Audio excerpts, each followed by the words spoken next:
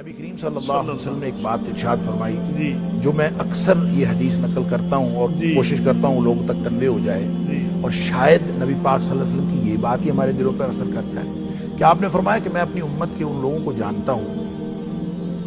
مسلم شریف کی حدیث ہے، جی میں ان لوگوں کو جانتا ہوں کہ جو اعمال اتنے اچھے لے کے آئیں گے قیامت والے دن کہ وہ پہاڑوں کی طرح، یعنی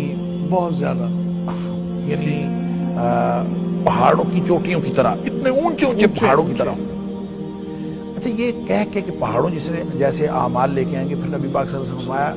کہ فَيَجْعَلُهُ اللَّهُ هَبَاءً مَنْثُورًا، اللہ تعالیٰ ان سارے اعمال کو گرد و غبار بنا کے اڑا دے گا۔ اللہ اب یہ گرد و غبار بن کے اڑ گئے، صحابہ تو ڈر گئے، اللہ کے رسول صلی اللہ علیہ وسلم کی نشانی بتائیں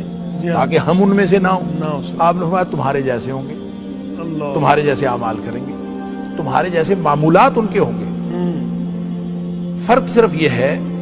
کہ اذا خلو بمحارم اللہ، جب وہ تنہائیوں میں ہوں گے اللہ تو انتہکوہا، جب وہ تنہائیوں میں اللہ کی حرمتوں کو پامال کریں گے، جب بھی کبھی ان کا تنہائیوں میں موقع ملے گا تو اللہ کی حرمتوں کو پامال کریں گے۔ تو اصل بے حیائی جو ہے اس سے بچنا ہے تو خلوتیں پاکیزہ کرنی پڑیں گی، تنہائیاں پاکیزہ کرنی پڑیں گی۔ تنہائی پاکیزہ ہوتی ہے تو معاشرہ پاکیزہ ہوتا ہے، جب تنہائی پاکیزہ نہیں ہوتی تو میں تو اس حدیث کے بارے میں اکثر سوچتا ہوں کہ یہ حدیث جب نبی پاک صلی اللہ علیہ وسلم کے دور میں